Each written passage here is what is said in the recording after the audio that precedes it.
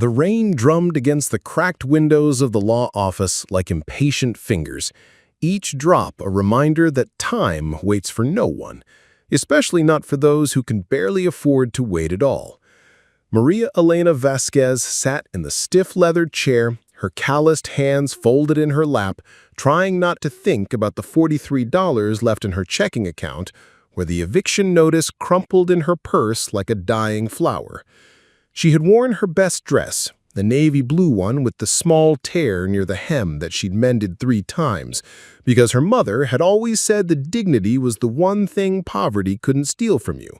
But sitting here now, surrounded by mahogany and marble, by men in suits that cost more than she made in 6 months, Maria wondered if her mother had been wrong about that, too.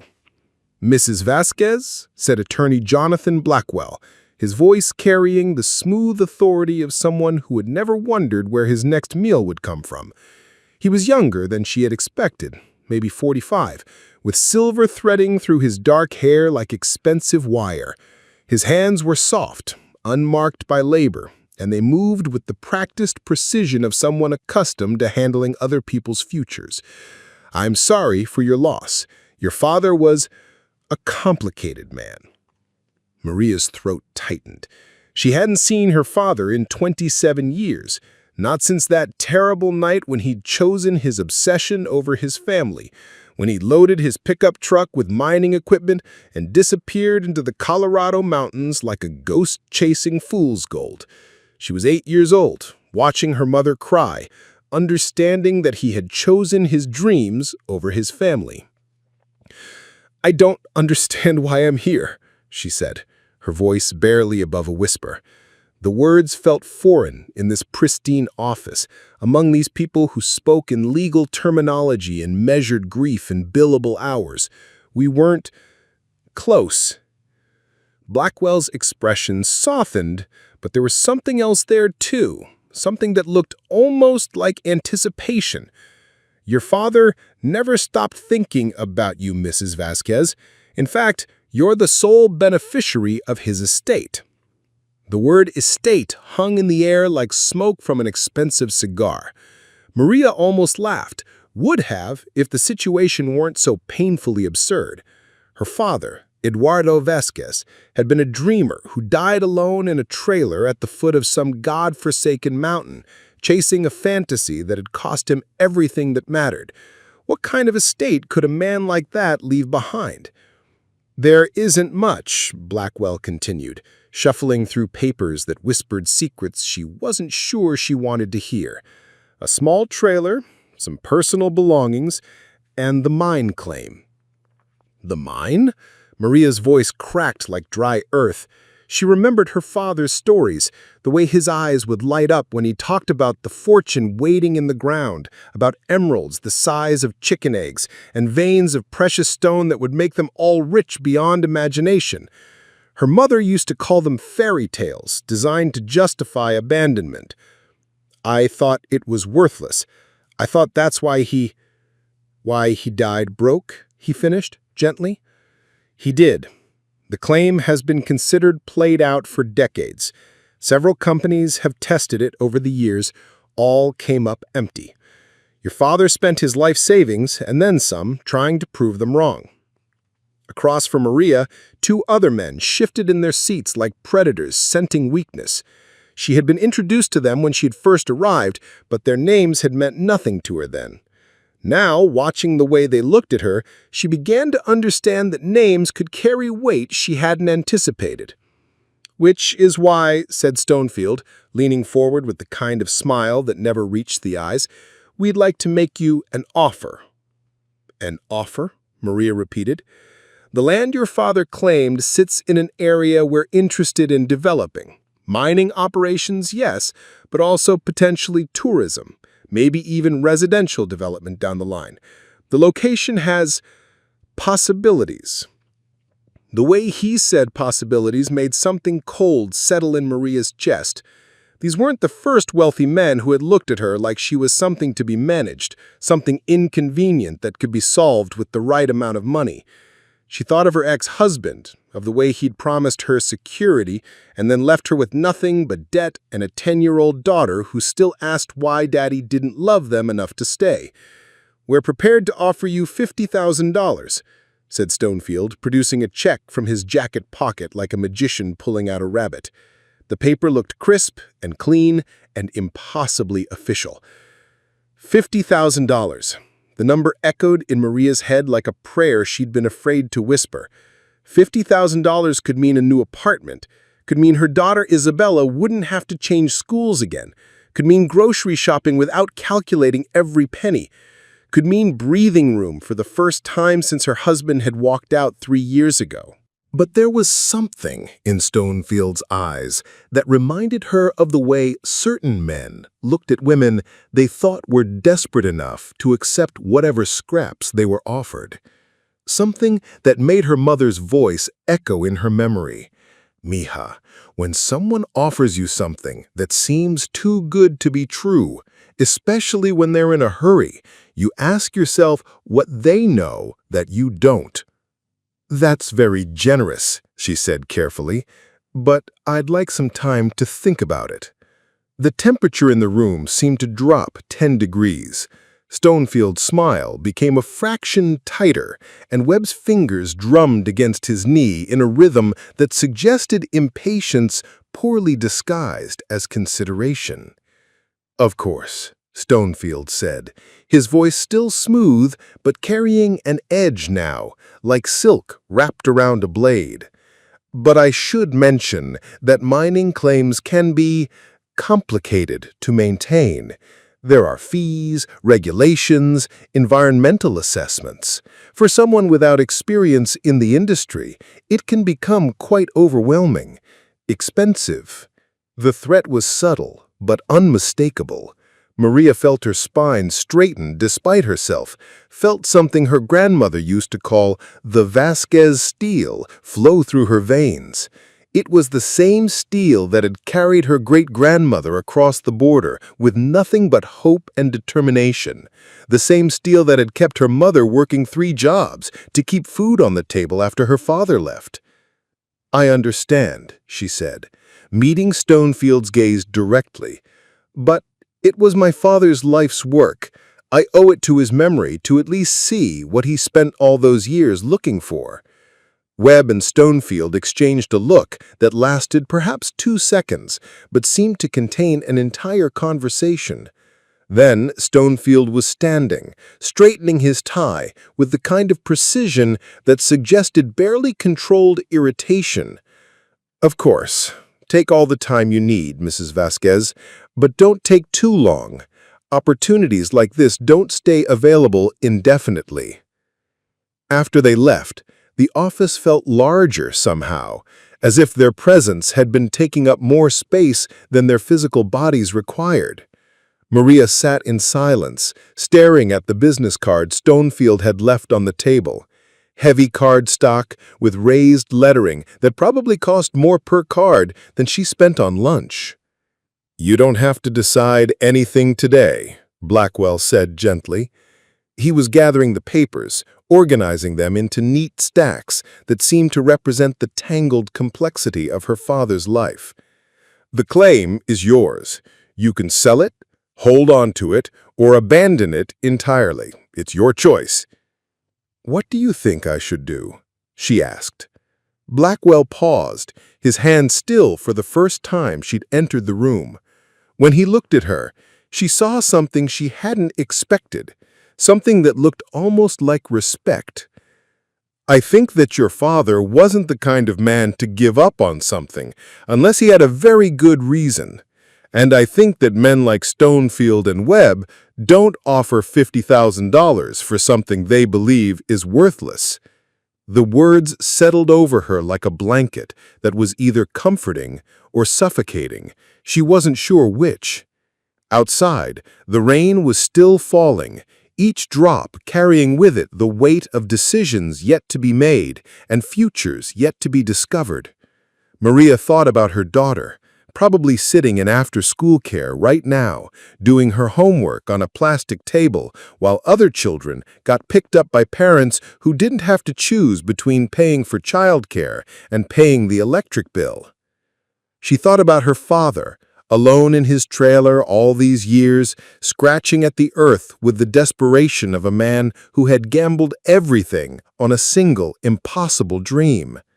Had he died thinking he was a failure? Had he ever wondered what became of the daughter he'd left behind? "Can I see it?" she asked suddenly. "The mine." Blackwell nodded, unsurprised by the request. "I can arrange that. The road up is rough, especially this time of year, but it's accessible. Fair warning, though, there's not much to see, just an old mine shaft and some equipment your father left behind." Just an old mine shaft. The words should have been discouraging, but instead they filled Maria with something she hadn't felt in a long time: curiosity.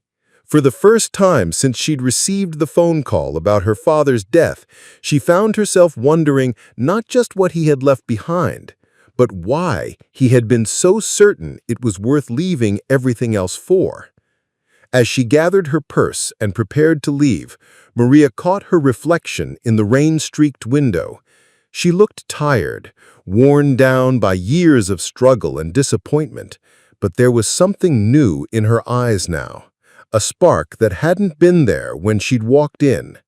It was the same spark she'd seen in her father's eyes all those years ago, when he talked about emeralds and dreams and the fortune waiting in the darkness. Maybe her mother had been right about dignity being the one thing poverty couldn't steal. But maybe, just maybe, her father had been right about some things too.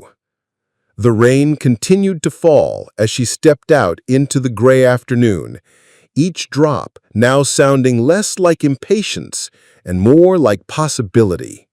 $50,000 waited in Stonefield's checkbook, a guarantee of stability and security that any rational person would accept without question. But Maria Elena Vasquez had learned long ago that sometimes the most rational choice wasn't the right choice. Sometimes the right choice was the one that scared you just enough to make your heart beat faster, the one that made you wonder what you might discover about yourself when you stopped playing it safe. Sometimes the right choice was the one that led you into the darkness, trusting that somewhere in that darkness you might find light. The gravel road wound through the Colorado mountains like a scar across the face of something ancient and unforgiving. Maria's 12-year-old Honda Civic groaned with each pothole, its worn suspension protesting every mile of the journey that had begun before dawn. She had left Isabella with her neighbor, Mrs. Rodriguez, promising to be back by evening, a promise that felt increasingly fragile as the road grew narrower and the civilization she knew fell further behind. The GPS on her phone had given up 20 minutes ago, reduced to a spinning wheel of confusion that mirrored her own state of mind. All she had now were the handwritten directions Attorney Blackwell had provided, his neat script describing landmarks that seemed to exist more in memory than in the physical world.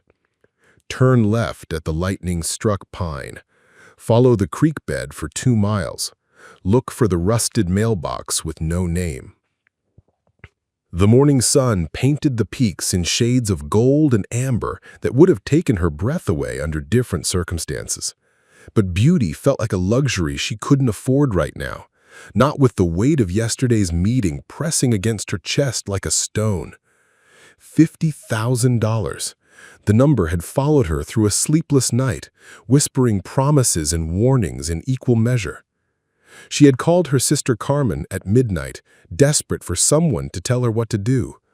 Carmen lived in Denver with her accountant husband and their 2 perfect children, in a house with a mortgage that would have terrified Maria, but somehow felt manageable to people who had never known the particular anxiety of choosing between groceries and gasoline.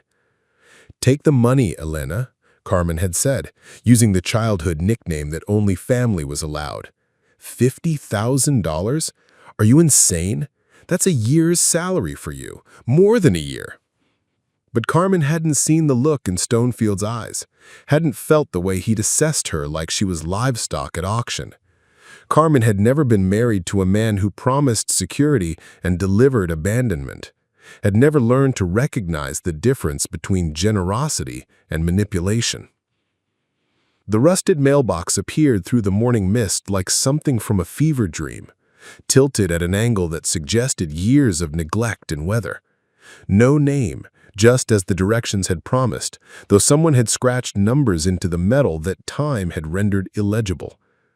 Maria turned onto what could generously be called a driveway and immediately regretted every life choice that had led to this moment. The path, she couldn't dignify it with the word road, was little more than 2 tire tracks separated by a ridge of weeds and wildflowers. Her car bottomed out twice in the first 100 yards, scraping against rocks that seemed designed specifically to punish city vehicles. The engine temperature gauge crept steadily upward, and she found herself talking to the Honda like it was a nervous animal. "Come on, baby. We made it this far. Don't give up on me now." The trees pressed closer as she climbed, their branches creating a canopy that filtered the sunlight into dancing patterns across her windshield. This was wilderness in a way that city dwellers rarely encountered, the kind of untamed space that reminded humans they were guests here, not owners. Maria felt her pulse quicken, not entirely from fear, but from something deeper, a recognition that she was crossing into territory where different rules applied.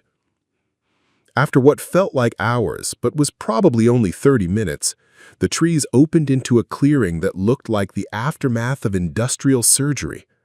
Her father's trailer sat at the far edge, a dented aluminum box that was once white, but now wore the patina of mountain weather like old scars. Solar panels covered the roof, their surfaces clouded with dust and time, and a generator squatted beside the trailer like a mechanical toad. But it was the mine entrance that stopped her breath entirely. Cut into the hillside like a wound that had never healed, it was larger than she had expected, framed with timber that looked sturdy despite its age.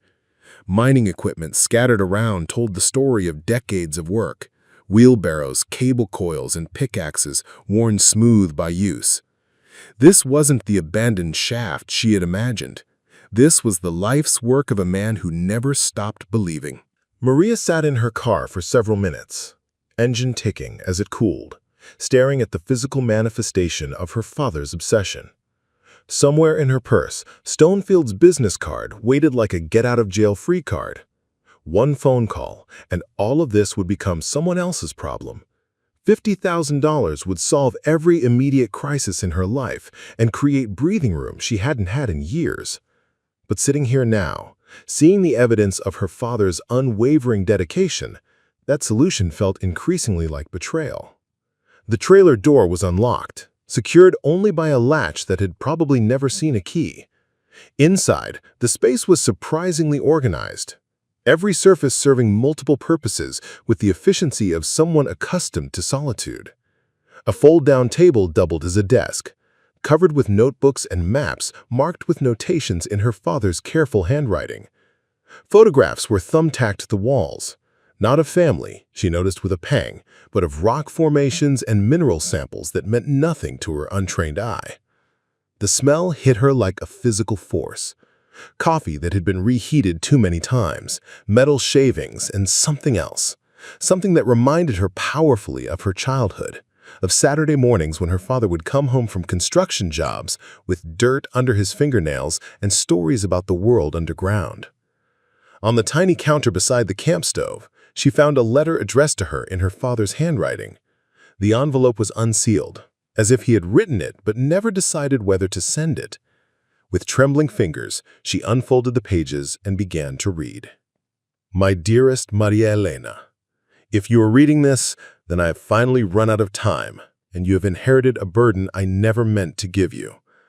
I know I have no right to ask anything of you after the choices I made, after the way I chose this mountain over my family. Your mother was right to be angry. You were right to forget me. But I need you to know that everything I did, every day I spent in the darkness was for you and your mother and the future I dreamed of giving you. I know how that sounds, like the excuse of a selfish man trying to justify abandoning his responsibilities. Maybe that's all it is. Maybe I am the fool everyone said I was. But Maria, there is something here. I know it in my bones the way I knew you were going to be beautiful the first time I held you as a baby. The rock formations, the mineral traces, the way the water runs through certain veins, everything points to a deposit that could change everything. Not just for me, but for you, for Isabella, for generations of our family. I have spent 43 years learning this mountain's secrets. I have mapped every tunnel, tested every promising vein, followed every lead that dead-ended in disappointment. But in the past year, I have found signs that make my heart race like a young man's. There is an emerald here, Maria. Not just traces, but potentially one of the largest deposits ever discovered in North America. I know how this sounds. I know you have heard these promises before, but I am running out of time, and there are people who suspect what I have found. Men with money and lawyers and the kind of power that can take things from people like us. They have been watching me, making offers for land I know is worthless to disguise their interest in the land I know is priceless. If something happens to me before I can prove what I believe, promise me you won't sell to them. Not until you have seen for yourself what lies in the deepest tunnel, past the false walls I built to hide my work. Promise me you will give our family's dream one last chance. The flashlight is in the green toolbox. The rope is rated for 300 pounds. The entrance to the real mine is behind the loose boards marked with our family initials. Be careful, mija. Be braver than your old father ever was. I love you. I have always loved you. Everything I did wrong because I loved you too much to accept that you deserved less than everything. Papa. She walked outside and looked around the clearing with new eyes, searching for signs of surveillance or recent visitors. The isolation that had felt peaceful moments before now felt exposed, vulnerable. If Stonefield was willing to track her movements, what else was he willing to do to get what he wanted? The mine entrance seemed to beckon from across the clearing, its darkness no longer empty but pregnant with possibility. Maria thought about her daughter, probably in math class right now, unaware that her mother was standing at the edge of either disaster or deliverance. She thought about her father, spending decades in solitude because he believed he could create a legacy worthy of his family's sacrifice. She thought about Stonefield's smile and her ex-husband's promises and every man who had ever looked at her like she was too naive to understand her own best interests. The green toolbox was exactly where her father had said it would be, tucked beneath the workbench in the trailer's tiny kitchen area. The flashlight was heavy in her hands, industrial grade with the weight of serious intent. Beside it lay a coil of climbing rope, a hard hat that looked like it had seen decades of use, and a handwritten map that showed the mine's layout in meticulous detail. Her father's voice seemed to whisper from the pages. The entrance to the real mine is behind the loose boards marked with our family initials. Maria stood at the threshold between two versions of her future. In one direction lay the safe choice, the rational choice, the choice that would pay her rent and quiet the voices in her head that said she was foolish to trust in dreams. In the other direction lay darkness and uncertainty, and the possibility that her father hadn't been wrong about everything. The afternoon sun was already beginning its descent toward the western peaks, and she knew that if she was going to explore the mine, she needed to start soon. Mountain darkness came quickly and without mercy, and she had promised Isabella she would be home by evening. But as she stood there, flashlight in hand, Maria realized that some promises were worth breaking for the chance to discover others that were worth keeping. Her father had spent 43 years in these tunnels, believing in something that everyone else dismissed as impossible. Maybe it was time to find out if impossible was just another word for unprecedented. This story gets even more incredible from here. If you're enjoying Maria's journey, smash that like button and share this with someone who loves amazing real-life adventures. Your support means everything. The loose boards behind the mine entrance were marked with a faint V carved into the wood. V for Vasquez, for a family that had always fought for what they believed in, even when the odds were stacked against them. Maria pulled the boards aside, revealing a passage that disappeared into darkness like a throat waiting to swallow her whole. She clicked on the flashlight, and the beam cut through the blackness like hope made visible. Somewhere in that darkness lay either vindication or heartbreak, either her family's salvation or the final proof that dreams could destroy as easily as they could be redeemed. There was only one way to find out which. Maria Elena Vasquez, daughter of dreamers and inheritor of impossibilities, stepped into the mountain's mouth and let the darkness close behind her like the pages of a book whose ending had yet to be written. The passage behind the false wall was nothing like the main mine entrance. Where the outer shaft had been rough-hewn and industrial, this tunnel showed the careful attention of someone who understood that precision could mean the difference between discovery and disaster. The walls were shored up with timber that looked newer than the rest of the operation, and the floor had been cleared of debris with the thoroughness of a man who walked this path daily. Maria's flashlight beam danced ahead of her as she moved deeper into the mountain, each step taking her further from the world she knew and closer to something that felt increasingly like destiny. The air was cooler here, carrying the mineral scent of deep earth and something else, something that made her pulse quicken with recognition she couldn't quite name.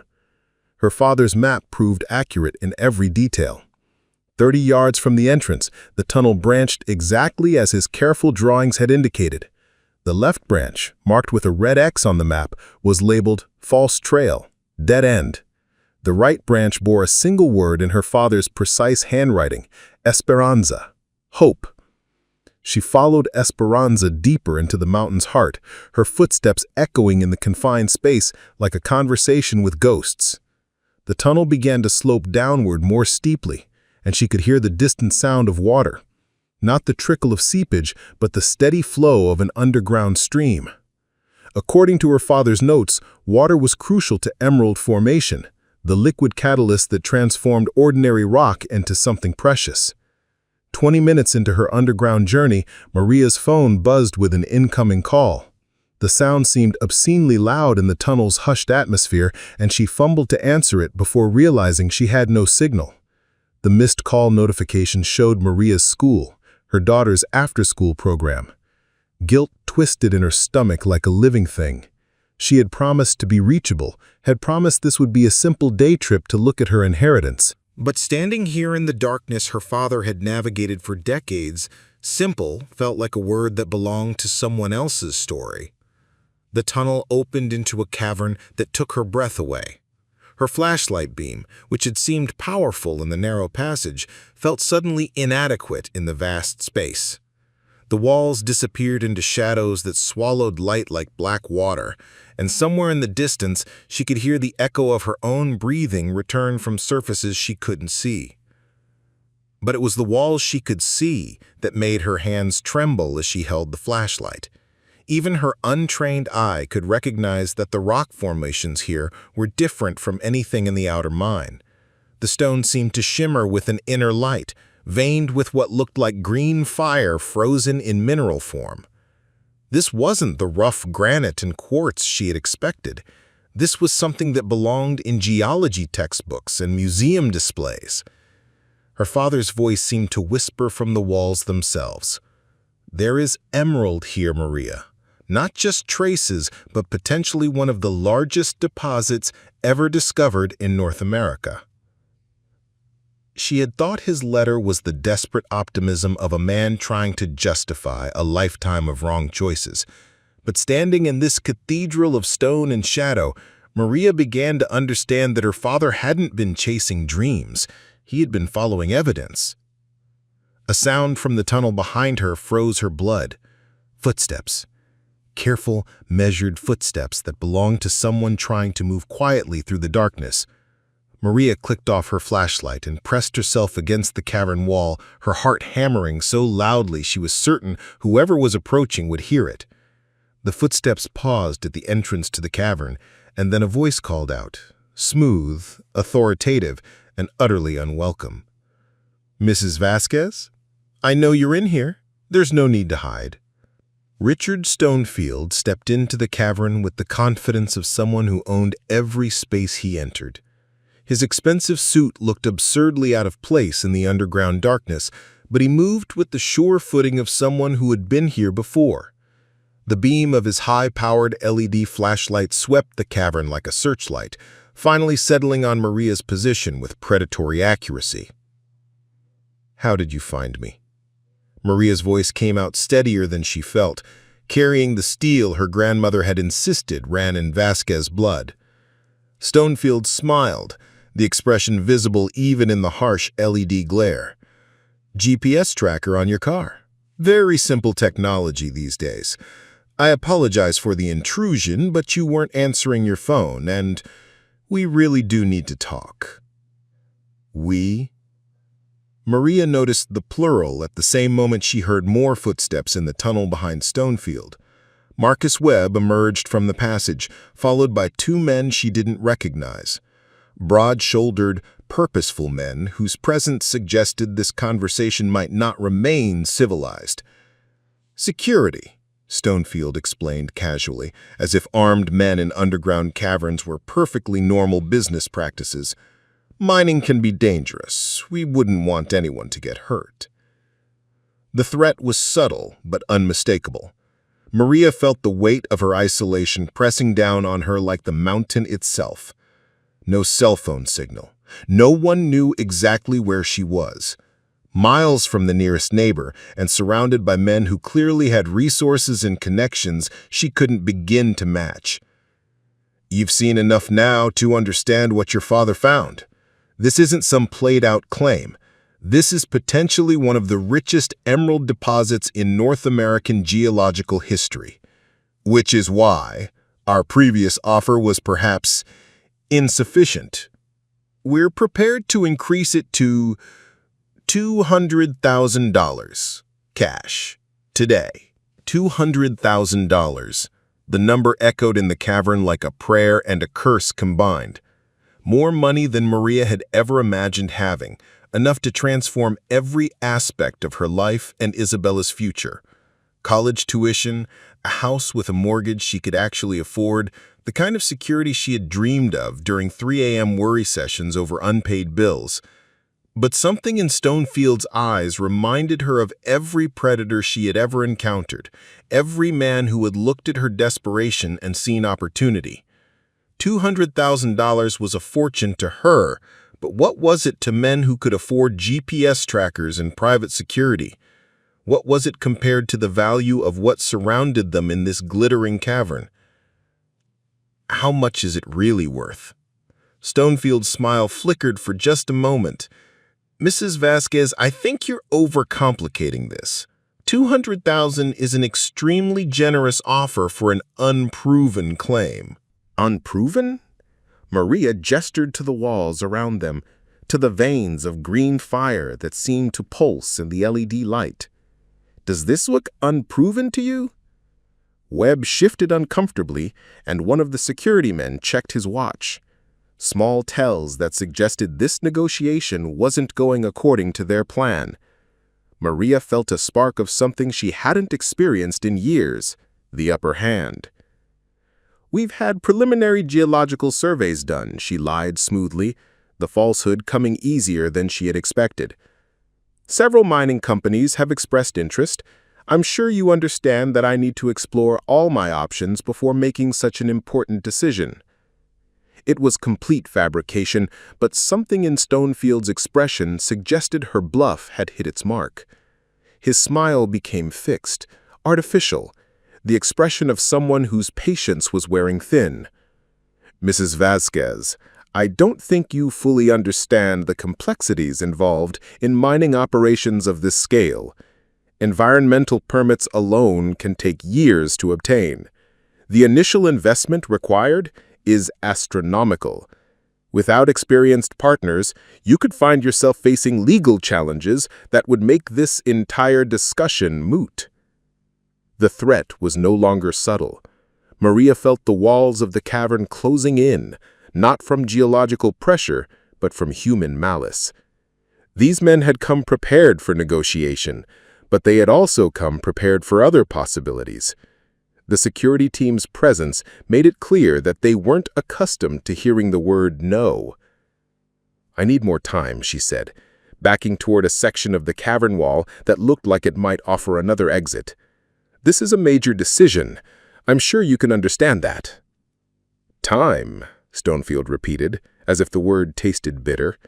"Yes, time can be problematic. Your father spent decades here, and where did it get him? Died alone, broke, with nothing to show for his obsession but a trailer full of worthless rocks." The words hit Maria like physical blows, each one designed to wound and weaken. But instead of collapsing under the assault, she felt her spine straighten with the kind of anger that had carried her through her divorce, through single motherhood, through every challenge that had tried to break her. "My father spent decades here because he knew what you know now. He knew this mountain holds a fortune. He knew that men like you would try to take it from people like us. That's why he hid the real mine, why he built false walls and dead-end tunnels. He was protecting this from people who think money gives them the right to take whatever they want." Webb was looking increasingly uncomfortable, his nervous energy ramping up to the point where his hands were visibly shaking. "Richard, maybe we should—" "No," Stonefield cut him off sharply. "Mrs. Vasquez, I think there's been a misunderstanding. This isn't about taking anything from anyone. This is about recognizing reality. You're a single mother with a minimum wage job and an eviction notice in your purse. Even if this deposit is as rich as you think, do you have any idea what it would cost to extract it legally? The machinery alone would run into the millions. The environmental impact studies, the permits, the legal challenges from environmental groups, you're looking at a decade of litigation and expenses that would bankrupt most corporations." He took a step closer, and Maria could smell his expensive cologne mixed with the underground air. "We're offering you financial security right now, today, no strings attached. Walk away from this fantasy and give your daughter the stable life she deserves." The mention of Isabella felt like a violation, as if these men had researched not just her financial situation, but every vulnerable point in her life. The security team had spread out slightly, she noticed, positioning themselves to block potential exits. This was no longer a negotiation.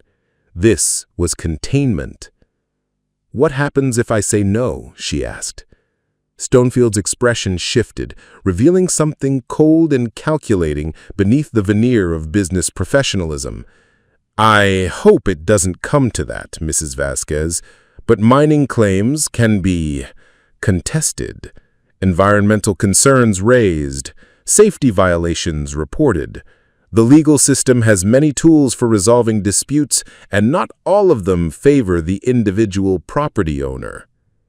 The threat was clear now.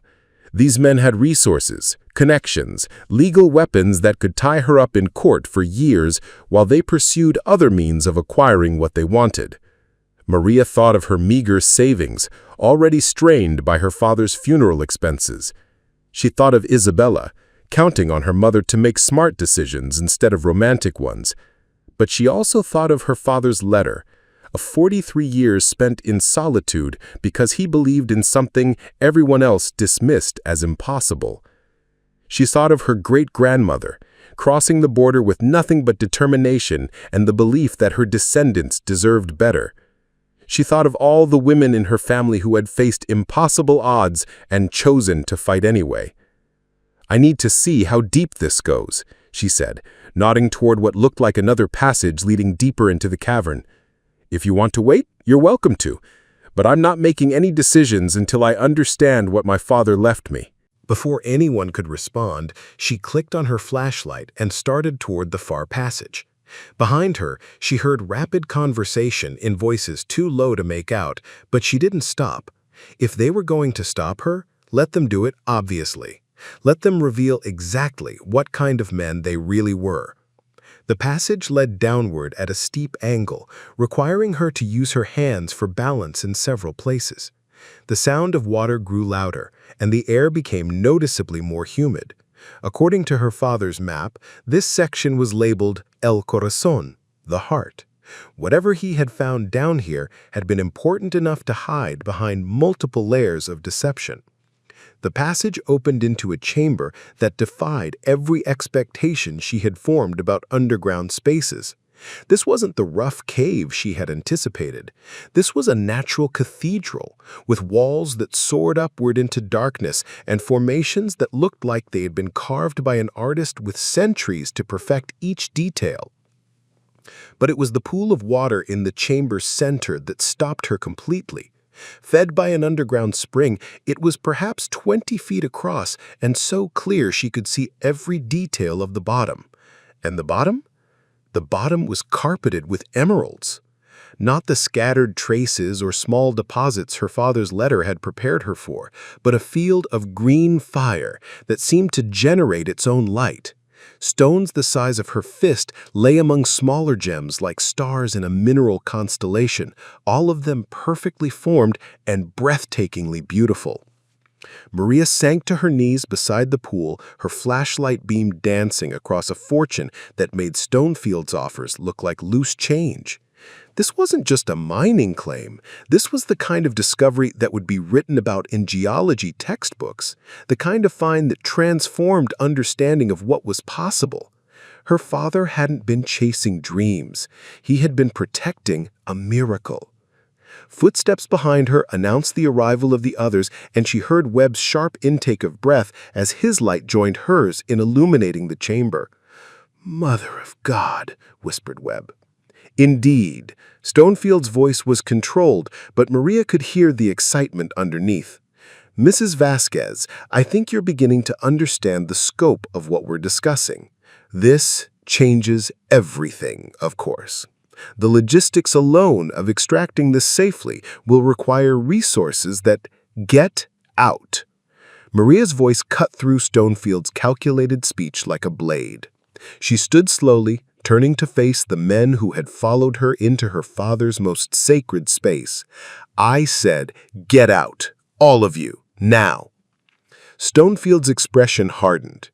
"Mrs. Vasquez, I don't think you're thinking clearly. The shock of discovery can be overwhelming, but we need to discuss practical matters.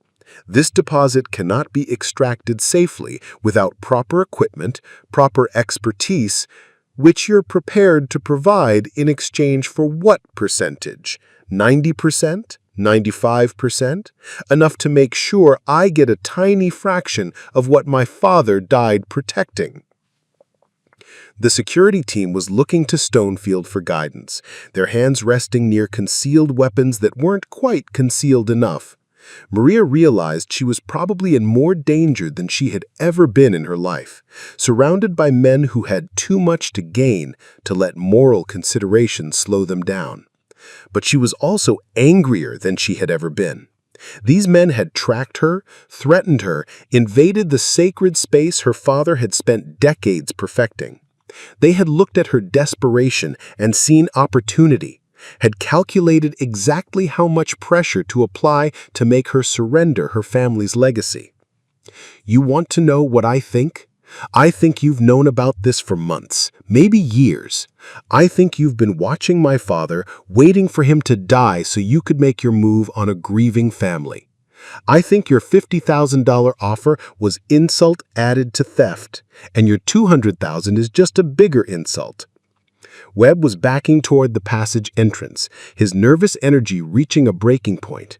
"Richard, we should go. This isn't how we planned." But Stonefield wasn't retreating. If anything, he seemed to be settling in for a longer confrontation. "Mrs. Vasquez, you're distraught, understandably so. But threats and accusations won't change the fundamental realities of your situation. You cannot develop this find alone. You lack the capital, the expertise, the political connections necessary to navigate the regulatory environment. Without partners like us, this discovery will remain exactly what it is now, a pretty sight in an inaccessible cave." One of the security men stepped forward slightly, and Maria caught the glint of metal under his jacket. The threat was becoming more explicit with each passing moment. What if I go public? What if I call the press, show them what's down here? How long do you think it would take for every mining company in North America to start making offers? Stonefield's smile was cold now, all pretense of friendliness abandoned. Mrs. Vasquez, I don't think you understand how easily mining claims can be disputed. Environmental concerns, safety violations, questions about the validity of the original survey. There are many ways that legal ownership can become complicated, expensive to defend, time-consuming to resolve. The threat was clear. They would bury her in legal challenges, drain her resources, make her life so difficult that selling to them would seem like salvation rather than surrender. But Maria had learned something about herself in the past hour, standing in her father's hidden sanctuary, surrounded by the proof of his lifelong faith. She had learned that some things were worth fighting for, even when the odds were overwhelming, especially then. "Then I guess we'll see how complicated you can make it," she said, her voice echoing off the chamber walls. "Because I'm not selling. Not to you. Not for any amount you're prepared to offer." The silence that followed was loaded with potential violence. Maria could feel the security team's readiness, could sense Stonefield calculating costs and benefits with the cold precision of someone accustomed to removing obstacles to profit. But before anyone could act on the tension crackling through the chamber, new voices echoed from the passage above, authoritative voices that belonged to people accustomed to being obeyed. "Federal agents, everyone remain where you are." The beam of high-powered flashlights filled the chamber as uniformed agents descended into the space, weapons drawn and badges visible. Maria had never been so happy to see strangers in her life. Stonefield's face went through a series of expressions in rapid succession: surprise, anger, calculation, and finally resignation. Whatever resources he had, whatever connections he could call upon, they apparently didn't extend to controlling federal investigations. Mrs. Vasquez. The lead agent was a woman in her 40s with graying hair and the kind of presence that suggested she had dealt with more dangerous situations than underground confrontations with corrupt businessmen. Agent Sarah Chen, FBI. "We've been investigating Mr. Stonefield's business practices for several months. Are you injured?" Maria shook her head, not trusting her voice to work properly. The adrenaline that had carried her through the confrontation was beginning to ebb, leaving her shaky and overwhelmed. "Mr. Stonefield and your associates need to come with us. We have some questions about your mining operations in Colorado, Nevada, and Montana."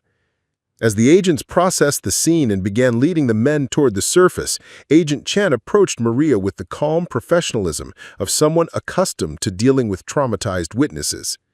"Mrs. Vasquez, we're going to need a full statement from you, but that can wait until tomorrow. Right now, I think you should get back to your daughter. She's been calling the sheriff's department, worried about you." Isabella. Maria's heart clenched with guilt and relief combined. Her daughter was safe, but she had been frightened and had probably spent hours wondering why her mother wasn't answering her phone. "How did you find me?" Maria asked as they began the trek back to the surface. "We've been monitoring Stonefield's communications for months," Chen explained. "When we realized he was making a move on this property, we put surveillance in place. Your father contacted our office 6 months ago with concerns about industrial espionage, but he died before we could complete the investigation." Her father had known. Even in his final months, he had been taking steps to protect what he had found, to ensure that people like Stonefield couldn't simply take it when he was gone. The journey back to daylight felt like emerging from a dream, or perhaps emerging into one. The late afternoon sun painted the mountains in shades of gold that seemed pale compared to the emerald fire she had witnessed in the depths. Her Honda sat exactly where she had left it, looking absurdly normal after everything that had transpired. Agent Chen handed Maria a business card and a phone number. "Mrs. Vasquez, what you've discovered down there is going to change your life in ways you can't imagine yet. There will be media attention, legal procedures, offers from legitimate mining companies. It's going to be overwhelming. But take your time, get good legal representation, and remember that you're in control now. Your father made sure of that." As the FBI vehicles disappeared down the mountain road, Maria sat in her car and called Isabella's school. Her daughter's voice, worried and relieved and slightly accusatory, was the most beautiful sound she had ever heard. "Mom, where were you? I was scared something happened to you." "Something did happen, mija," Maria said, looking back toward the mine entrance where her father's greatest secret lay hidden in chambers of stone and water. "Something wonderful and terrifying and impossible. But I'm okay, and I'm coming home." As she started the engine and began the journey back to the world she knew, Maria Elena Vasquez realized that she was no longer the same woman who had driven up this mountain that morning. She was no longer someone things happened to, someone other people made decisions for. She was someone who owned a miracle, someone who had faced down predators and survived, someone whose daughter would grow up knowing that impossible was just another word for unprecedented. The emeralds would wait for her in their underwater garden, patient as the mountain itself. And when she was ready, when she had lawyers and experts and a plan worthy of her father's 43 years' sacrifice, she would return to claim not just her inheritance, but her family's place in a story that had only just begun. The first news van arrived at Maria's apartment complex at 6:30 in the morning, 3 days after the FBI raid on Stonefield Mining Consortium made headlines across Colorado. Maria watched from her kitchen window as the reporter adjusted her blazer and checked her appearance in the side mirror of the van, preparing to deliver what would undoubtedly be another breathless account of the emerald mine discovery that's rocking the mining world. Isabella padded into the kitchen in her pajamas, rubbing sleep from her eyes and looking older than her 10 years. The past 72 hours had aged them both in ways that couldn't be measured in simple time. "Are they here about the mine again, Mom?" Isabella asked, her voice carrying the weariness of a child who had been forced to mature too quickly. She had handled the initial media attention with remarkable grace, but Maria could see the stress in the tight lines around her daughter's eyes, in the way she had started checking the locks on their apartment door multiple times each night. "Probably, mija," Maria said, pulling Isabella close and inhaling the familiar scent of her daughter's shampoo, something normal and precious in a world that had become surreal overnight. "But we don't have to talk to them. We don't have to do anything we don't want to do." It was a promise that felt increasingly hollow with each passing hour.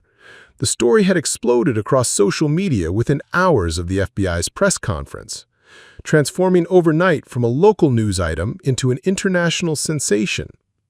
"Single mother inherits $75 million emerald mine" had become the kind of headline that made people click, share, and speculate endlessly about her life, her choices, and her future. The phone rang for the 15th time since dawn, and Maria glanced at the caller ID before letting it go to voicemail. Another mining company, another legal firm, another person who wanted to help her manage her newfound wealth in exchange for a percentage that would make them rich and her comfortable. She had stopped answering calls from numbers she didn't recognize, but the voicemails kept piling up like digital snow. Attorney Jonathan Blackwell had been fielding most of the serious inquiries, and his calm professionalism had become Maria's anchor in the chaos.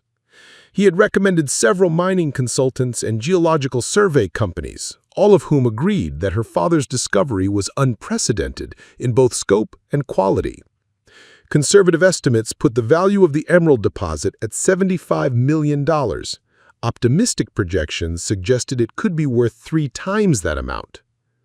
Numbers that large had lost meaning for Maria. They existed in a realm of possibilities so far removed from her lived experience that they might as well have been measurements of astronomical distances. What did it mean to own something worth more than most people would earn in a dozen lifetimes? How was she supposed to process the transformation from worrying about grocery money to being cornered by some of the largest mining corporations in North America? The doorbell rang, and Maria tensed before recognizing the pattern. 2 short rings, a pause, then 1 long ring. Their agreed-upon signal with Miss Rodriguez, who had been running interference with reporters and curiosity seekers since the story broke. "Mija," Mrs. Rodriguez said as Maria opened the door. There's a woman here who says she's from the Smithsonian Institution. She doesn't look like a reporter." Behind Mrs. Rodriguez stood a woman in her 60s with silver-streaked hair pulled back in a practical bun, and clothes that suggested comfort mattered more than fashion. She carried herself with the quiet authority of someone accustomed to being the smartest person in the room without needing to prove it. "Mrs. Vasquez, I'm Dr. Catherine Morrison from the Smithsonian's National Museum of Natural History," she said, extending a hand with calluses that spoke of fieldwork rather than academic theory. "I've been studying emerald formations for 37 years, Mrs. Vasquez. I've examined specimens from Colombia, Zambia, Brazil, Afghanistan, every major emerald deposit on Earth. What your father discovered, Mrs. Vasquez, isn't just valuable, it's scientifically unprecedented."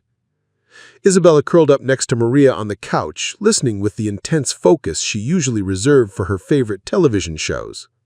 The past few days had forced her to grow up quickly, but she was still young enough to find wonder in the extraordinary circumstances that had transformed their lives.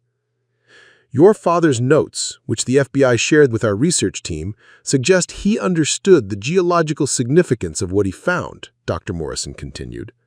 "The formation process that created this deposit required a unique combination of factors that shouldn't exist anywhere in North America. The water chemistry, the mineral composition, the tectonic conditions, everything had to align perfectly over millions of years." She pulled out a tablet and showed them photographs that took Maria's breath away. Professional lighting and high-resolution cameras had captured the emerald chamber in all its otherworldly beauty, transforming her underground discovery into something that belonged in a museum or cathedral. "These formations could revolutionize our understanding of emerald geology," Dr. Morrison said, her voice carrying the excitement of a scientist confronting the impossible. "Your father documented evidence of ongoing formation, emeralds that are still growing, still developing. We've never seen anything like it." "What does that mean for us?" Maria asked, though part of her already suspected the answer would complicate her life in new and unexpected ways. "It means this discovery has value that goes beyond monetary considerations," Dr. Morrison said gently. "This is a natural wonder, Mrs. Vasquez, something that belongs not just to you, but to human understanding of how our planet works. The scientific community will want to study it, protect it, ensure that future generations can benefit from what your father preserved." Isabella looked up at her mother with eyes that held too much understanding for someone her age. "Does that mean we can't sell it, Mom?" The question hung in the air like incense, heavy with implications that went beyond simple financial considerations.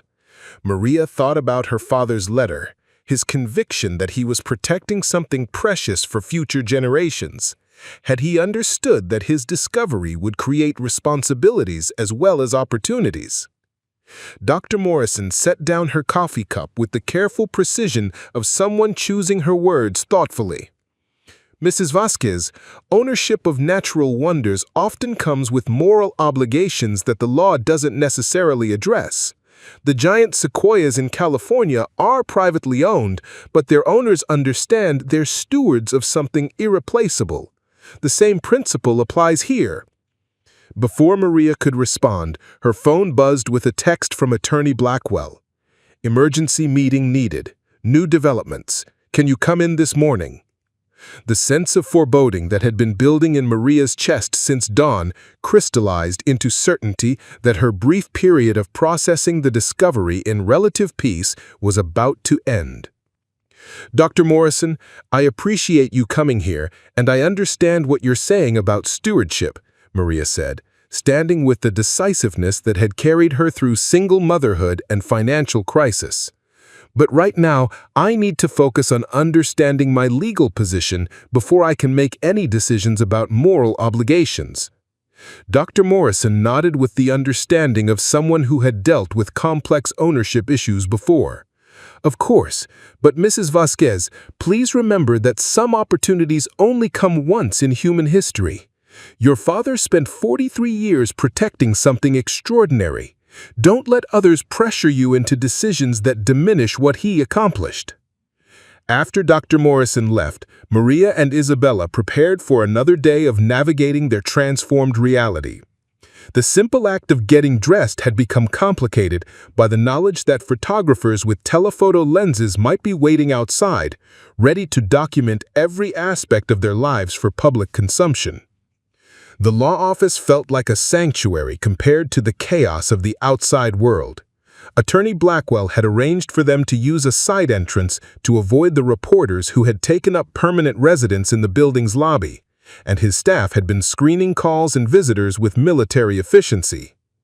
"We have 3 major developments," Blackwell said without preamble as soon as Maria and Isabella were seated. His usual calm demeanor showed cracks of stress that suggested the past few days had been challenging for him as well. "First, the geological survey is complete, and the official valuation puts the emerald deposit at between $75 and $200 million, depending on extraction methods and market conditions." $200 million. The number bounced around Maria's consciousness like a pinball, ricocheting off every assumption she had ever made about what was possible in her life. "Second, we've received formal offers from 11 different mining companies, ranging from outright purchase to various partnership arrangements. The highest offer is from Meridian Mining Corporation, $40 million cash plus a 20% royalty on all extracted emeralds." Isabella's gasp was audible. Even at 10 years old, she understood that $40 million represented a kind of wealth that existed primarily in movies and fairy tales. "Third," he said, "and this is the complication, the federal government has initiated proceedings to have the site designated as a national natural landmark. If that designation goes through, it would severely restrict any mining activities." The room fell silent except for the tick of Blackwell's antique clock, each second marking time in a pause that felt pregnant with consequence. "What does that mean?" Maria asked. Though part of her already suspected, she already knew. "It means the scientific community is mobilized," Blackwell explained. "Dr. Morrison's visit this morning was just the beginning. The Smithsonian, the National Science Foundation, the U.S. Geological Survey, they're all arguing that this discovery is too scientifically significant to be commercially exploited." Maria felt anger rising in her chest like floodwater. "So after my father spent his entire life protecting this discovery, after he died alone and broke, believing in something everyone said was worthless, the government wants to take it away from his family because it turned out to be too valuable?" "Not take it away," Blackwell clarified carefully. "You would still own the land and retain certain rights, but commercial mining would be restricted or potentially prohibited entirely. There might be compensation available through federal programs, but nothing approaching the commercial value of unrestricted extraction rights." Isabella looked between her mother and the attorney with the grave expression of a child trying to understand adult complexities that would shape her future. "Mom, what does this mean for us?" Before Maria could answer, Blackwell's assistant knocked on the door. "Mr. Blackwell, there's a representative from Meridian Mining here. He says it's urgent and relates to the federal designation proceedings." The man who entered was everything Maria had come to expect from mining company executives. Expensive suit, confident bearing, hands that had never been calloused by manual labor. But unlike Stonefield, he carried himself with the professionalism of someone who didn't need to rely on intimidation to get what he wanted. "Mrs. Vasquez, I'm James Patterson from Meridian Mining," he said, extending a hand with the firm grip of someone accustomed to closing deals. "I apologize for the intrusion, but time has become a critical factor in this situation." "How so?" Blackwell asked with the wariness of an attorney who had learned to distrust urgency in business negotiations. "The federal designation process typically takes months, but political pressure from the scientific community is accelerating the timeline. If Mrs. Vasquez is going to exercise her commercial extraction rights, she needs to act quickly, potentially within the next few weeks." Maria felt the walls closing in again, felt the familiar sensation of being pressured to make decisions that would benefit others more than herself. "And I suppose Meridian Mining is prepared to help me act quickly?" Patterson smiled with the practiced charm of someone who made his living convincing people to trust him with their most valuable assets. We're prepared to purchase the mining rights for $60 million with a commitment to begin extraction within 30 days. Cash sale, no royalties, no ongoing obligations. You walk away wealthy, and we handle all the complications with federal regulators. $60 million. The number was so large it had lost connection to any reality Maria could comprehend. Enough money to secure Isabella's future through multiple generations. Enough to transform not just their lives, but the lives of everyone they cared about. But something in Patterson's urgency reminded her of Stonefield's desperation, of the way predators moved when they sensed their window of opportunity closing. "What happens to the site after extraction?" she asked. His expression flickered almost imperceptibly. "Standard reclamation procedures, of course. The site would be restored to environmental compliance standards." "Which means?" "The emerald formations would be removed, the underground chambers would be backfilled for safety, and the surface would be restored to approximate its original condition. The Emerald Cathedral would be destroyed. The underwater garden, where millions of years of geological patience had created something unprecedented, would be reduced to extracted wealth and filled holes. Her father's 43 years of protection would end in industrial obliteration." "I need time to think," Maria said, standing with the authority she had learned in her father's hidden sanctuary. Patterson's professional mask slipped slightly. "Mrs. Vasquez, I don't think you understand the time pressures involved. The federal designation process could render your commercial rights worthless. This offer won't remain available indefinitely." "Then I guess we'll see what happens when it expires," Maria said, meeting his gaze with the steel her grandmother had always insisted ran in Vasquez's blood. After Patterson left, Maria sat in Blackwell's office feeling the weight of decisions that would echo through generations. Isabella had moved to the window and was watching the reporters in the street below with the fascination of someone observing an alien species. "Mom, are we going to be rich?" Isabella asked without turning from the window. The question was simple, but the answer was anything but. Rich in money? Potentially.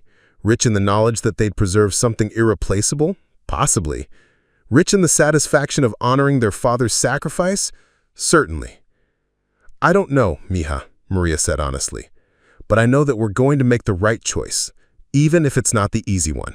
Blackwell leaned back in his chair, with the expression of someone who had watched many clients navigate life-changing decisions. "Mrs. Vasquez, may I offer some perspective from 30 years of practice?" Maria nodded, grateful for any wisdom that might help her see clearly through the confusion of competing interests and impossible numbers. "In my experience, the decisions people regret most are the ones they made under pressure, without taking time to understand their full range of options," Blackwell said. "You have something unprecedented here, not just the emerald deposit, but the power to determine its fate. Don't let anyone rush you into a choice you'll spend the rest of your life questioning." That evening, Maria and Isabella sat in their small living room, eating takeout Chinese food and watching news coverage of their story on 3 different channels. The disconnect between their quiet domestic reality and the breathless media speculation about their future felt increasingly surreal. "Mrs. Vasquez has not responded to requests for comment," one reporter noted, standing outside their apartment complex with the kind of dramatic lighting that made everything seem more urgent than it actually was.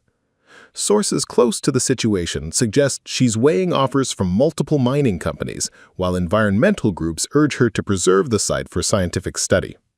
Isabel used her chopsticks to capture a piece of broccoli with the concentration of someone performing surgery. "Mom, do you think Papa knew this would happen?" Maria thought about her father's letter, his conviction that there were people who would try to take what he had found, his careful preparations to protect his discovery until it could be safely transferred to his family. "I think he knew it would be complicated. I think he hoped we'd be smart enough and strong enough to handle whatever came next." "Are we?" asked Isabella, with the direct honesty that made her mother's heart ache with love and pride. "We're going to find out," Maria said, pulling her daughter close and feeling the weight of legacy and possibility settle around them like a blanket that was both comfort and responsibility. Outside, the news vans maintained their vigil, ready to document whatever decision would emerge from their small apartment and echo through the geological and financial worlds. But inside, a mother and daughter ate Chinese takeout and planned for a future that would be determined not by pressure or profit, but by the values that had carried their family through generations of impossible choices. The Emeralds waited in their underwater cathedral, patient as the mountain itself, while the world above debated their fate. But Maria Elena Vasquez was beginning to understand that some decisions couldn't be rushed, no matter how much money or pressure was applied. Her father had waited 43 years to be proven right. She could wait a little longer to be certain she was making the choice he would have been proud of. The mountain looked different in the pre-dawn darkness. Maria had driven the familiar road countless times over the past 2 weeks, but this morning felt weighted with finality, as if the landscape itself understood that today would mark the end of one chapter and the beginning of something unprecedented. Isabella slept in the passenger seat, wrapped in her favorite blanket and clutching the small emerald sample that Dr. Morrison had given her. A perfectly formed crystal, no larger than a marble, but containing within its green depths the same geological miracle that had transformed their lives. They had left Denver at 4 in the morning to avoid the media circus that had become their constant shadow, and the peaceful silence of the mountain highways felt like a gift after weeks of relentless attention. Today was the day Maria would announce her decision to the world. The past 14 days had been a master class in the complexity of unprecedented choices. Mining companies had increased their offers to astronomical levels. Meridian's final bid had reached $85 million, with guarantees of extraction beginning within weeks. Environmental groups had organized letter-writing campaigns and online petitions, turning Maria into an unwitting symbol of the tension between conservation and commerce. Federal bureaucrats had expedited the National Natural Landmark designation process with efficiency that suggested powerful forces were working behind the scenes. But it was the quiet conversations that had ultimately shaped her decision. Late-night phone calls with her sister Carmen, who had driven up from Denver to help navigate the chaos and stayed to provide the kind of family support that couldn't be purchased at any price. Long walks with Isabella, who had asked questions that cut through the complexity with the clarity that only children possessed. Evening discussions with attorney Blackwell, who had moved beyond legal advice to something approaching friendship, helping her understand that some decisions transcend monetary calculation. And conversations with her father that happened only in the silence of her own mind, imagining what Eduardo Vasquez would say about the choice his daughter faced. Would he understand if she sold the discovery that had consumed his life? Would he approve if she chose preservation over the financial security he had dreamed of providing for his family? The trailer looked smaller in the gray light of dawn, dwarfed by the media infrastructure that had grown around it like a technological forest. Satellite trucks lined the rough road, their dishes pointed skyward like flowers seeking sun. Generators hummed constantly, powering the lights and cameras that would broadcast her announcement to news outlets around the world.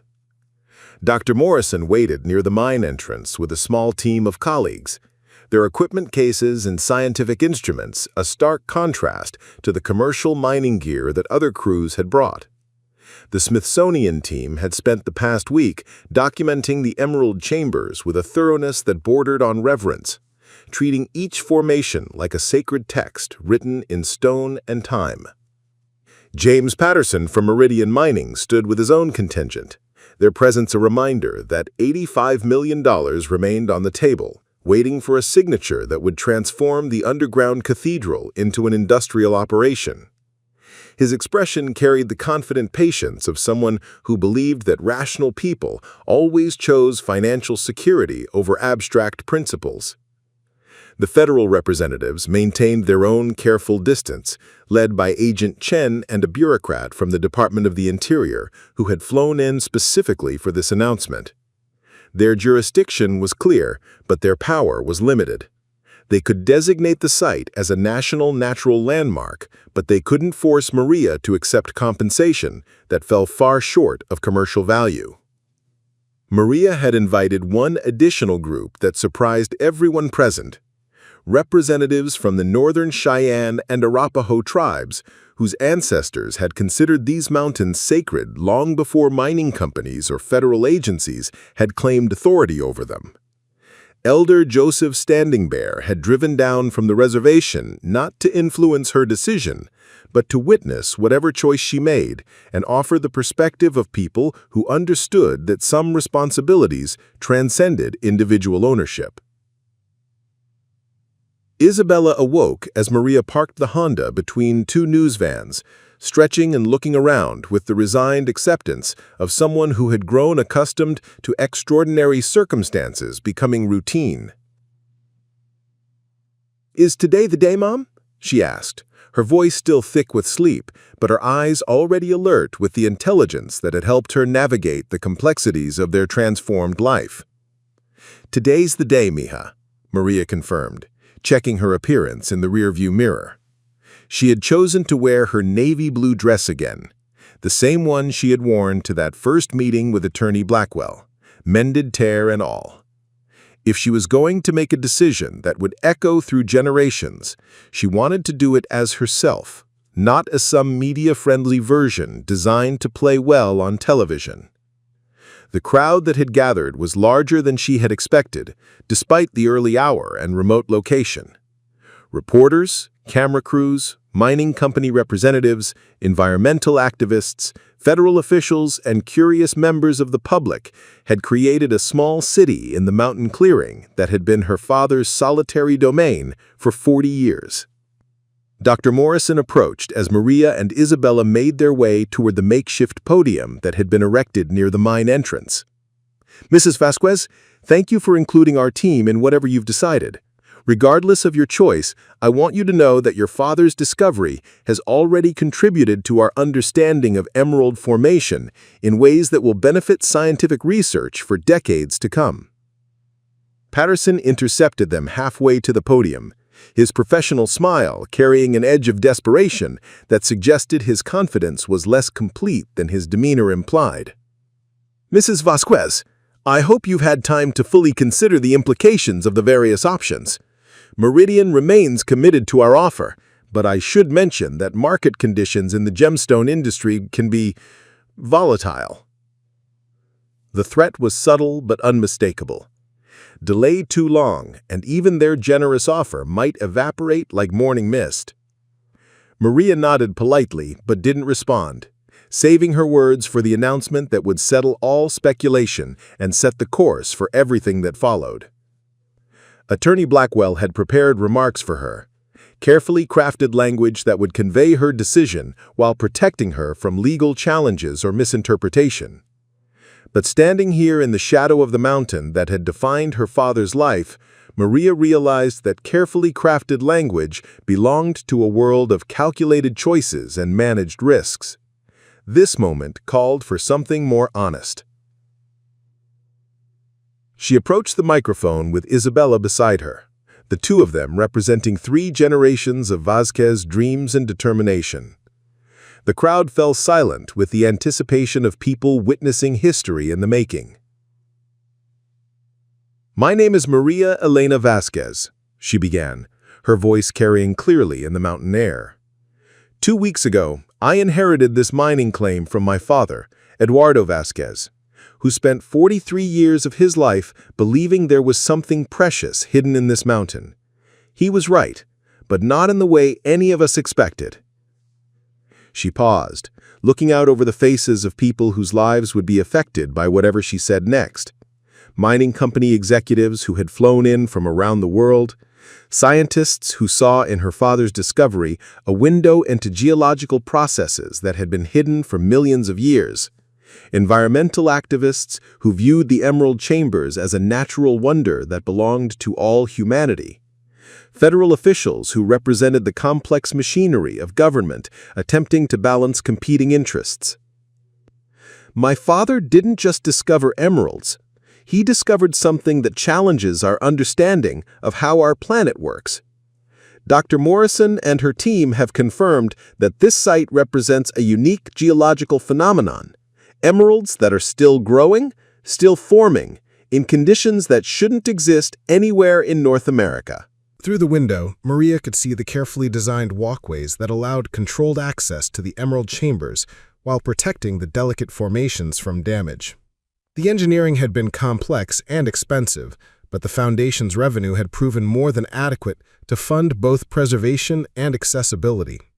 Educational groups toured the chambers daily during the warmer months, their sense of wonder carefully documented by researchers studying the psychological impact of encountering natural beauty in its most pristine form. The financial projections that had once seemed like fantasy had become sustainable reality. The Foundation generated approximately $2 million annually through various revenue streams, enough to fund ongoing research, maintain the facilities, provide scholarships for promising geology students, and ensure that Maria and Isabella lived comfortably without ever losing sight of their responsibilities as stewards. Maria's phone buzzed with a text from Attorney Blackwell, now the Foundation's board chairman. Meridian Mining declared bankruptcy yesterday. Patterson called to congratulate you on your prescient business decision. Thought you'd enjoy the irony. She did enjoy it, but not in the way Blackwell probably expected.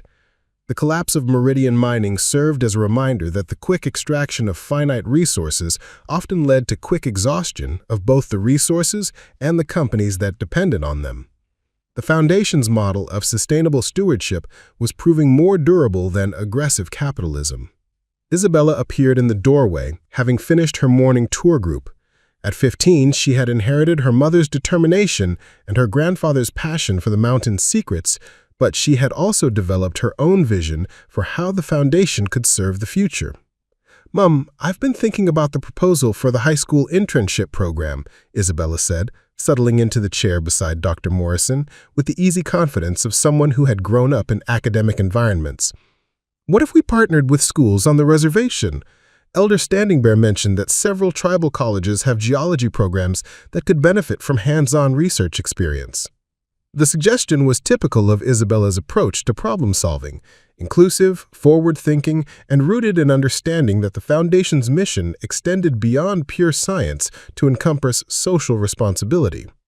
In 5 years, she had evolved from a frightened 10-year-old worried about eviction notices to a young woman who thought naturally in terms of generational impact and community benefit.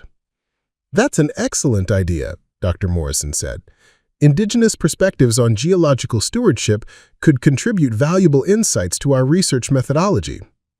Maria felt a familiar surge of pride in her daughter's wisdom, but also a recognition that Isabella was already beginning to envision her own relationship with the Foundation's mission. In a few years, she would leave for college. She was already being recruited by geology programs at universities that had partnered with the Foundation. But she would return with knowledge and perspectives that would carry the work forward in directions Maria couldn't yet imagine. The intercom on Maria's desk crackled with the voice of the Foundation's receptionist.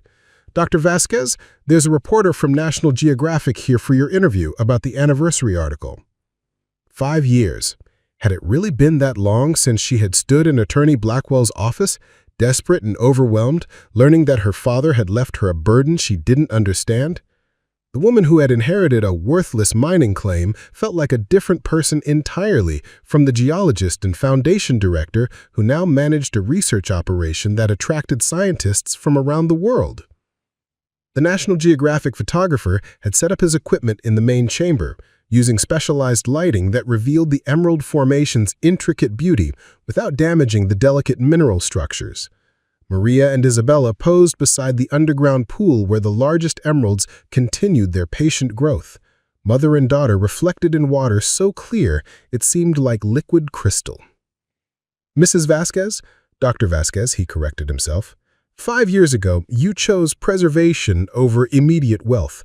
Do you ever regret that decision?" Maria considered the question while listening to the sound of water flowing through chambers that had been forming for millions of years. Regret was the wrong word for what she felt when she thought about the path not taken. Curiosity, perhaps. Wonder about what her life might have looked like if she had chosen Meridian's $85 million over the Foundation's mission. But regret? No.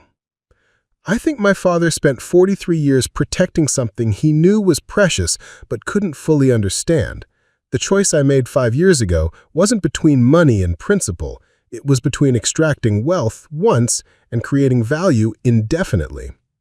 The reporter scribbled notes while the photographer captured images that would accompany a story reaching millions of readers worldwide. The Foundation's model had inspired similar projects in other locations, private conservation efforts that balanced preservation with sustainable economic benefit. Maria received calls monthly from landowners who had discovered natural wonders and wanted advice on how to protect them while sharing their value with the world. After the interview, Maria and Isabella walked through the research center's library, past shelves lined with scientific journals, graduate theses, and children's books about geology that the Foundation had helped publish. The space buzzed with quiet activity as researchers from 3 continents worked on projects that ranged from mineral formation analysis to environmental chemistry studies. "Mom, do you think Papa knew it would become like this?" Isabella asked as they paused beside a display case containing some of the most perfect emerald specimens ever discovered, their green fire captured behind protective glass that allowed observation while preventing damage. "I think he knew it was bigger than what one person could understand or protect alone," Maria replied. "I think he hoped that someday it would serve purposes he couldn't even imagine." They walked outside into the late afternoon light, where groups of visitors were concluding their tours with the kind of awed silence that suggested they had encountered something that would change their understanding of what was possible in the natural world. Children pressed their faces against the protective barriers that allowed them to peer into the emerald chambers, their expressions carrying the wonder that Maria hoped would inspire some of them to pursue careers in science and conservation.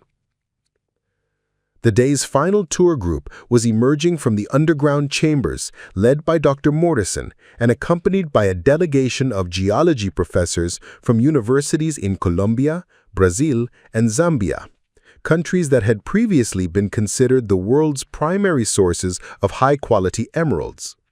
The Eduardo Vasquez Memorial Research Center had become a pilgrimage site for emerald researchers worldwide, a place where theoretical knowledge met living geological processes. The formation rate we're documenting here suggests that under optimal conditions, emerald crystal growth occurs approximately 3 times faster than previously believed, Dr. Morrison was explaining to her international colleagues. "This discovery is revolutionizing our understanding of beryl crystallization in metamorphic environments." The technical language might have intimidated Maria 5 years ago, but she now understood it as easily as her native Spanish. Her accelerated geology degree had been demanding, but studying the science behind her inheritance had felt less like academic requirement and more like learning to speak the language her father had been trying to teach her all along.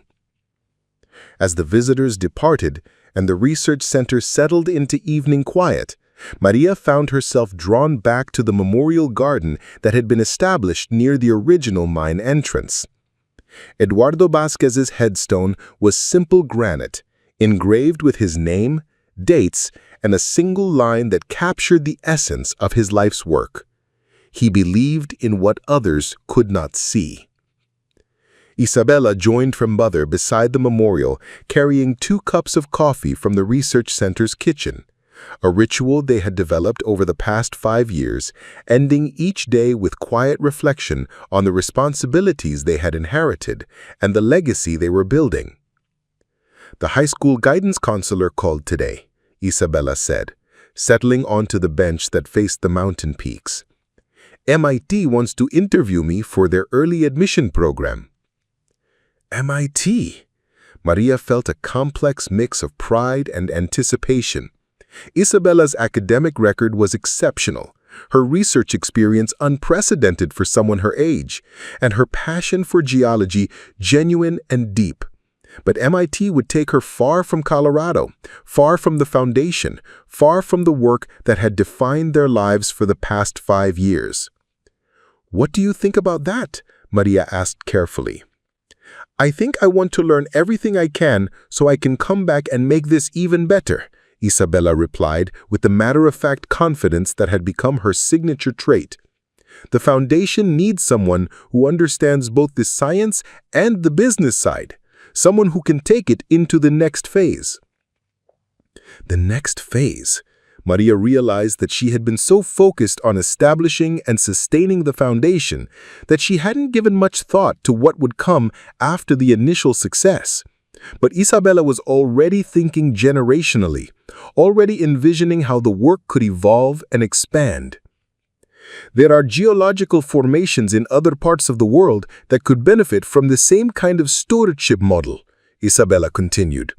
"Imagine a network of privately conserved research sites, all working together to advance scientific understanding while protecting natural wonders. Papa's discovery could become the prototype for a whole new approach to conservation." A network of research sites. The idea was ambitious and inspiring and slightly overwhelming in its scope.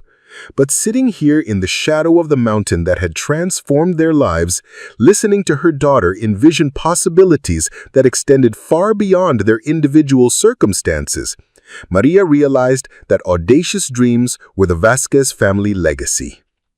The stars were becoming visible above the mountain peaks, their light filtered through air so clear that the Milky Way stood out like a river of diamonds against the velvet sky. 5 years ago, Maria had driven up this same mountain road in desperation, carrying nothing but her father's letter and a daughter's trust. Tonight, she sat beside that same daughter, now a young woman with her own vision for the future, and felt the weight of stewardship balanced by the lightness of purpose fulfilled. Her phone buzzed with a text from Carmen. "Saw the National Geographic photographer's preview shots online. Papa would be so proud. We all are." Papa would be proud. The words carried more weight than any financial valuation, more satisfaction than any commercial success. Eduardo Vasquez had spent 40 years alone in these mountains, believing in something precious that he could protect but not fully understand. His daughter had spent 5 years learning to share that precious thing with the world while keeping its essence intact. The emeralds continued growing in their underwater cathedral, patient as the mountain itself, adding microscopic layers of green fire to formations that would outlive human civilization. But above them, the work of stewardship continued in human time. Daily tours that inspired wonder, research projects that advanced knowledge, educational programs that prepared future generations to inherit both the natural world and the responsibility to protect it. "Ready to head home?" Maria asked as the mountain air grew crisp with the evening chill. "Ready," Isabella replied. But neither of them moved immediately. Some moments deserved to be extended. Some peace was worth savoring.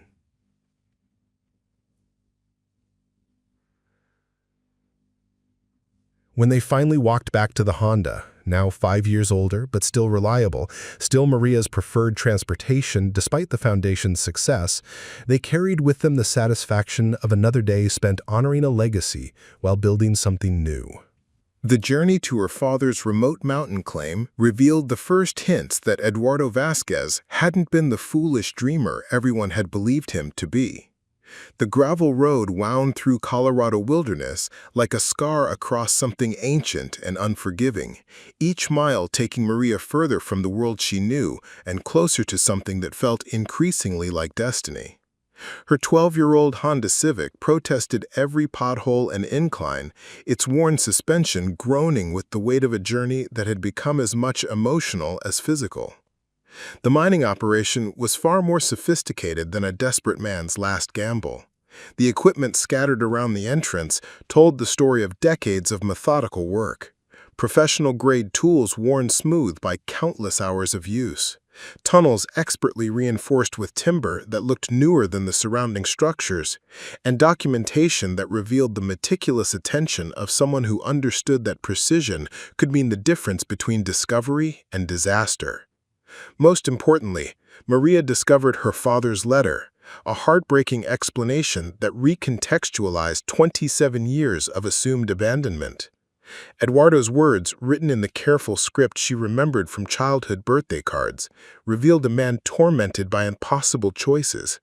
"I need you to know that everything I did, every day I spent in the darkness, was for you and your mother and the future I dreamed of giving you." The letter explained that he hadn't left because he loved his dreams more than his family. He had left because he believed his dreams could save his family.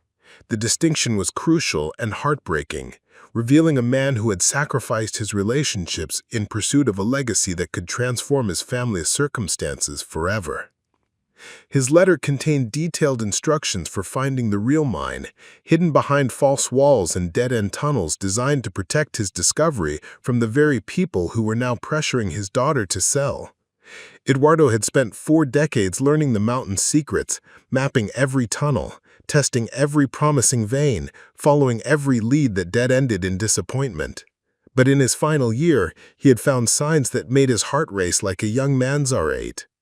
Evidence of emerald deposits that could potentially represent one of the largest finds in North American history. The immediate aftermath of the discovery created a media circus that transformed Maria's quiet life into international headlines overnight.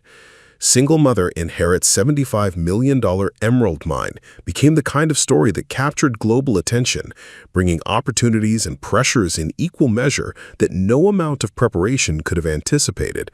News vans lined the street outside her apartment complex, reporters called at all hours, and her daughter Isabella found herself thrust into a spotlight that was both thrilling and terrifying for a 10-year-old trying to understand how her life had suddenly become international news.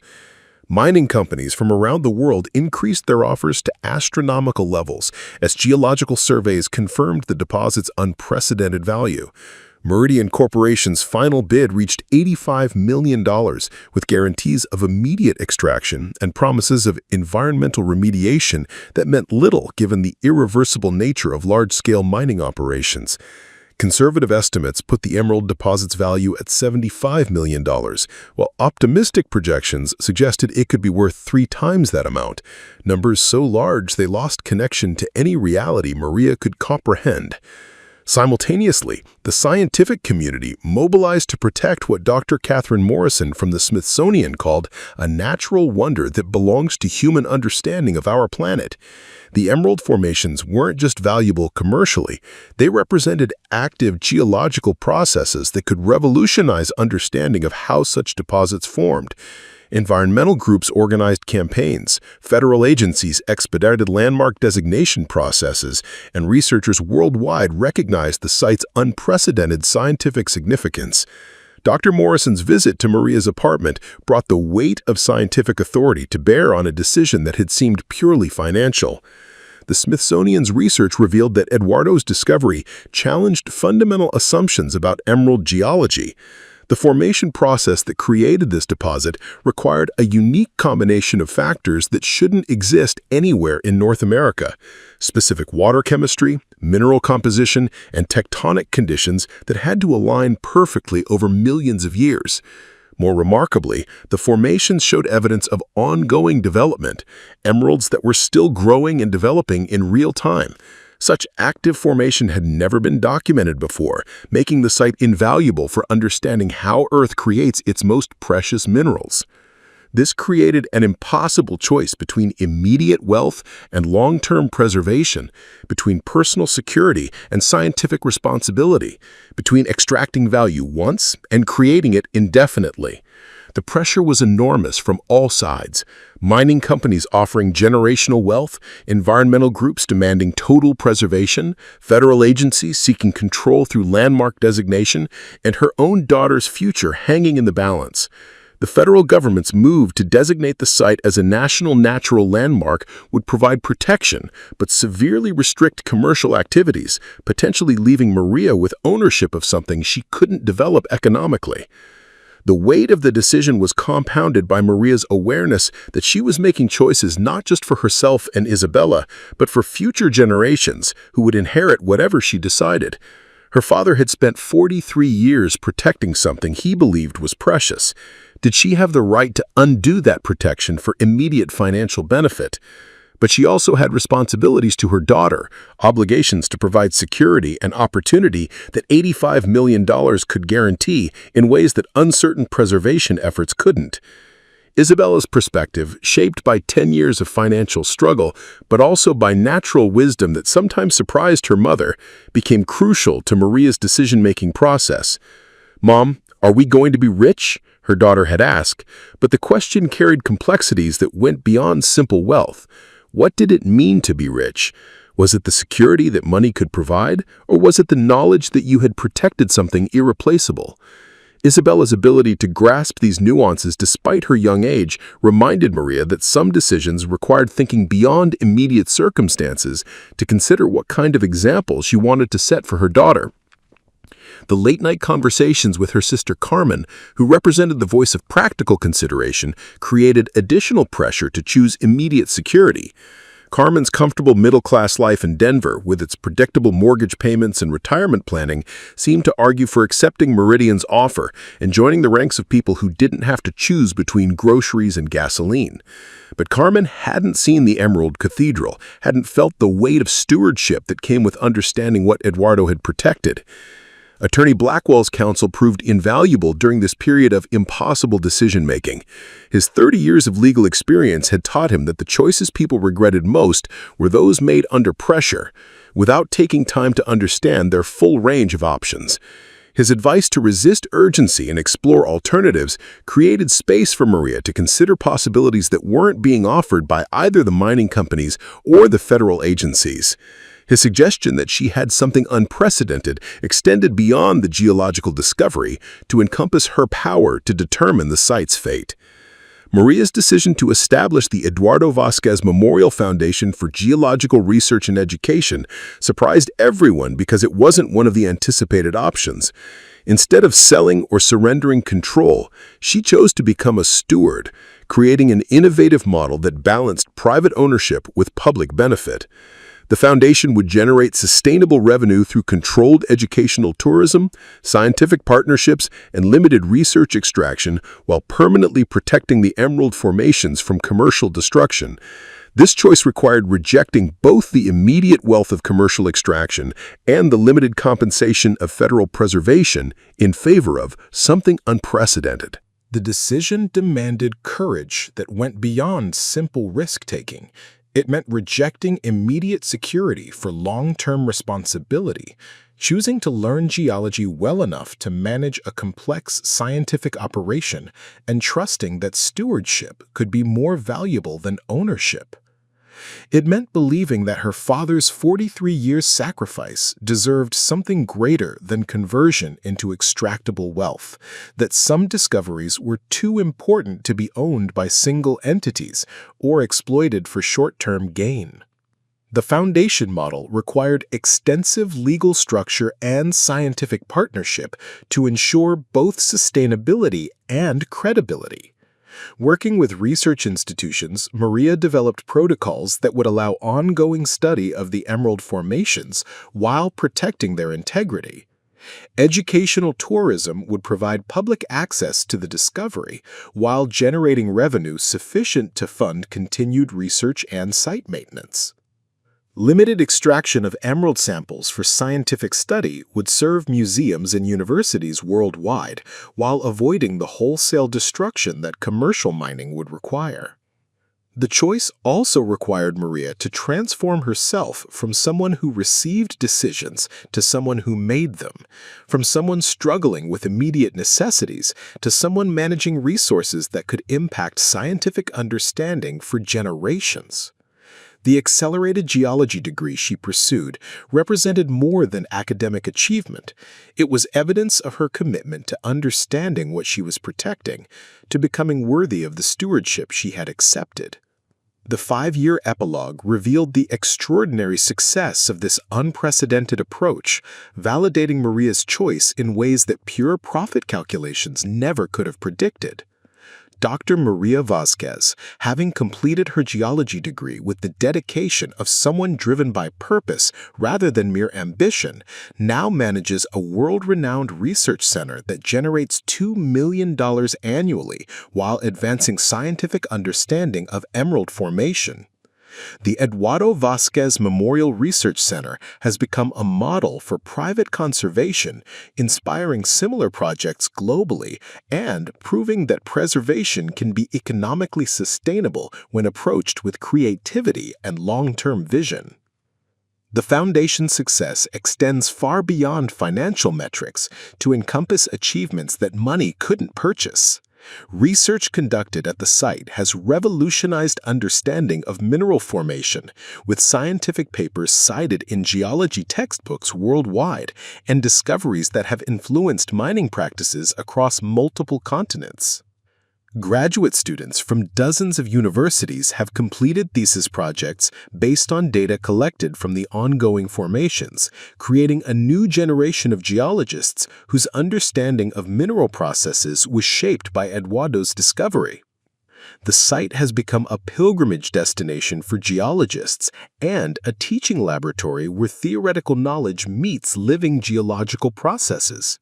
The careful balance between access and protection has allowed thousands of students and researchers to experience the Emerald Cathedral while ensuring that the formations remain intact for future study. The educational programs developed by the Foundation have inspired countless young people to pursue careers in geology and environmental science, multiplying the discovery's impact far beyond its immediate scientific value. Isabella's evolution from a frightened 10-year-old to a confident 15-year-old preparing for MIT represents another dimension of the story's success that transcends simple financial measurement. She has grown up understanding that miracles require both protection and sharing, that some responsibilities transcend individual benefit, and that the most valuable inheritance isn't what you receive, but what you choose to protect for those who come after.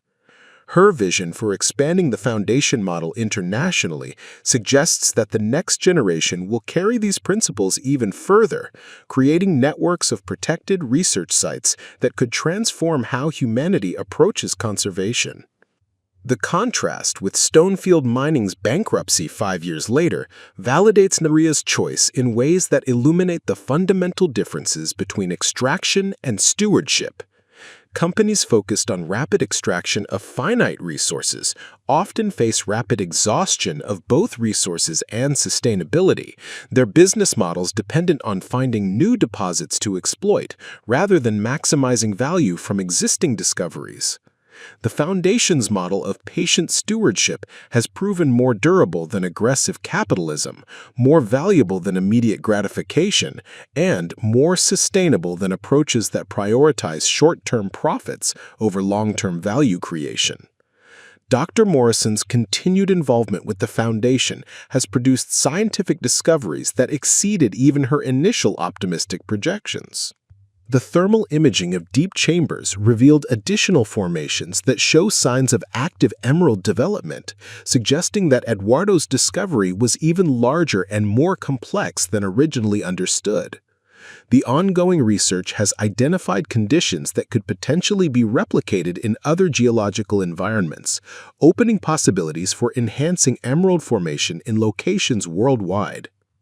The story's deeper themes resonate beyond the specifics of emerald mining or geological discovery to address fundamental questions about the relationship between wealth and value, the difference between ownership and stewardship, and the responsibility that comes with inheriting something precious. It explores how desperation can make people vulnerable to exploitation, how perceived generosity often masks self-interest, and how the pressure to make quick decisions frequently serves those applying the pressure rather than those facing the choice. The narrative demonstrates that some gifts become precious only when they're shared, that stewardship can generate more lasting value than ownership, and that legacy is measured in generations rather than fiscal quarters. Maria's transformation from desperate single mother to confident steward represents more than personal success. It demonstrates that ordinary people can rise to extraordinary circumstances when they understand the difference between taking and receiving, between ownership and responsibility, between wealth that can be extracted once and value that can be created forever. Eduardo Vasquez spent 43 years alone in the mountains, protecting something precious for a future he wouldn't live to see. His sacrifice seemed like abandonment until it was revealed as the ultimate act of faith in his family's ability to handle responsibility greater than immediate need. His daughter learned to share that gift with the world while keeping its essence intact, creating something that served multiple constituencies without compromising core values. Her granddaughter now envisions expanding this model globally, understanding that some principles are worth spreading precisely because they challenge conventional approaches to resource management. The emeralds continue growing in their underwater sanctuary, patient as geological time itself, adding microscopic layers of green fire to formations that will outlive human civilization.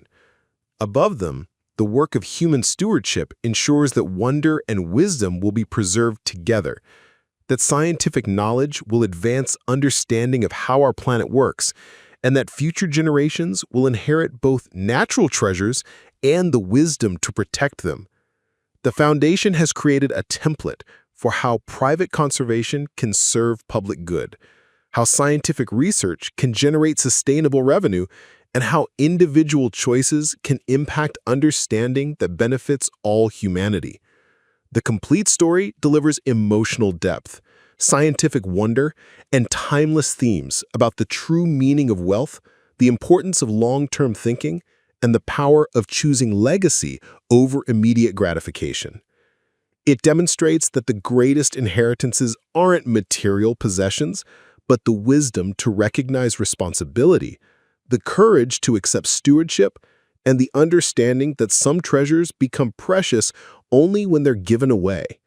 Maria's choice to reject $85 million in favor of sustainable stewardship ultimately proved that the most valuable inheritance isn't money, but the knowledge that some gifts can only be truly owned by sharing them with the world.